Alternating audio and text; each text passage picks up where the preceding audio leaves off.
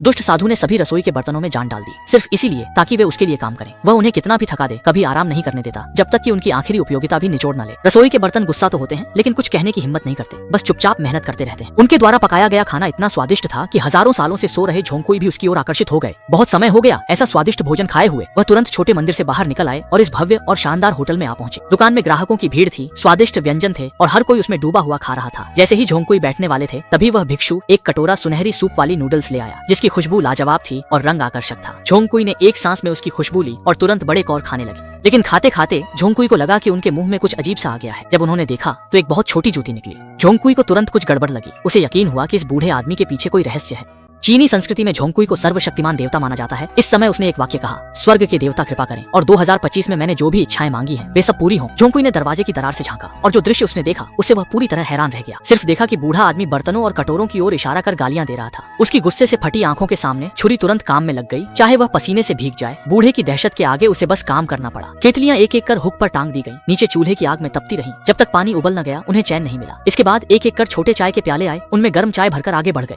पानी से भरा बड़ा बर्तन दोनों पैर फैला देता है, मुंह खोलकर 3 तरह की असली आग उगलता है और खुद को जलाने लगता है। फिर कटोरे और प्लेटें दौड़ती हैं, सारी सामग्री बड़े बर्तन में डालकर पकाती हैं। छोटे चम्मच कतार में खड़े हो जाते हैं और तैयार स्वादिष्ट व्यंजनों की सेना में शामिल होते हैं। भुना chicken, red breast pork, chicken के पंजे, शाओमाई, मिठाइयाँ, हॉटपॉट, हर तरह के स्वादिष्ट व्यंजन यहाँ हैं। खासकर यह भुना सुअर शानदार दिख रहा है। कतार के आखिर में एक बूढ़ा कमजोर मिट्टी का बर्तन था जो लड़खड़ाते हुए चल रहा था और चलते चलते अपने पेट में रखी स्टू की पसलियां जमीन पर गिरा दी। बुजुर्ग ने यह देखा तो गुस्सा हुआ, तू बिल्कुल काबिल नहीं निकला। उसने मिट्टी के बर्तन की सारी उम्र की मेहनत की परवाह नहीं की और उसे खिड़की से बाहर फेंक दिया, जिससे वह टूट गया और अपने साथियों के साथ दुखद अंत कर गया। झोंकुई ने यह देखा तो बहुत गुस्से में आ गया। उसने तय किया कि इस दुष्ट भिक्षु को खत्म करना होगा। उसकी आंखें घूमी, उसने एक सांस में दिव्य ऊर्जा फूंकी और एक पीला कागज कमरे में तैरता हुआ आ गया। जैसे ही वह कागज उस भिक्षु की पीठ से चिपका, वह तुरंत उसे कागज के अंदर खींचने लगा। दुष्ट भिक्षु अपनी आखिरी सांसें गिन रहा था। घबराहट में उसने मेज का किनारा कसकर पकड़ा। यह देखकर रसोई के बर्तन उसके चारों ओर आ गए। पत्थर की ओखली से लहसुन कूटने वाला हथौड़ा उसके हाथों पर जोर से मारने लगा ताकि वे भड़ास निकाल सके। दुष्ट भिक्षु दर्द से कराह उठा, मजबूरन हाथ छोड़ दिए और जल्दी ही वह पीले कागज में बंद हो गया।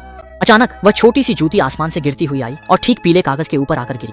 पत्थर का ओखली बड़े कदमों से आगे आया। असल में जूती उसी की थी। दुष्ट भिक्षु ने कभी नहीं सोचा था कि उसे रसोई के बर्तनों के पैरों तले कुचला जाएगा।